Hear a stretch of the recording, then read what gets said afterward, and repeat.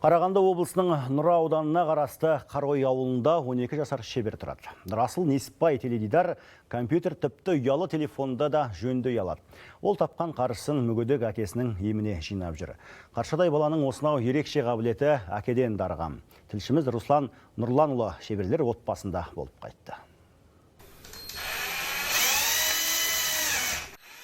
Нұрасыл техникаға кішкене күннен әуес. Сал ауруына шалдыққан әкесіне қолғабыс етіп жүріп, электрониканың тілін әбден меңгеріп алған. Жерлестері бұзылып қалған теледидары мен тоңазытқышын, тіпті ұялы телефонын әкеліп жөндетеді. Әкесі ауыр сырқатына қарамастан үйден шеберхана ашып отбасын асырап келген. Тек өткен жылы көлік апатына түсіп, қолы мүлдем икемге келмей қалған. Содан бері ауыртпалық 3 баланың үлкені Нұрасылға түсті.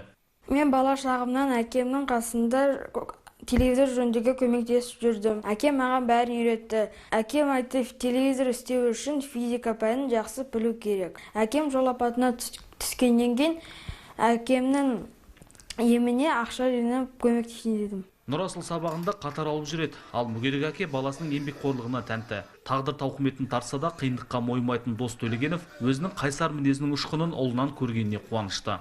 4 телевизор қойып Еще клиенттарға берген, клиенттар довольны, бәрі мәз. Кейбіреу қорқады, бала істеп жатыр деп мысалға. Жақсы істейді балам. Ұлымда желаниесі мықты. Интернеттен бірдеме көреді. Папа маған мындай паяльник керек.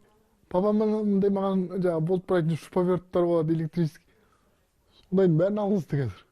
Кішкентай шебердің жұмысына бүгінде ауылдастар ғана емес, көрші елді мекен тұрғындары да разы. Тапсырыс көп. Талабы таудай Нұрасыл осы күні талайға үлгі болар есті бала. Ол табысын әкесінің еміне жұмсап жүр. Құлан таза айығып кеткенін көргісі келеді. Ал әке арманы баласының шеберханасын кеңейтіп беру. Руслан Нұрланұлы, Бекзат Сәбитұлы, Қазақстан ұлттық телеарнасы, Қарағанды облысынан.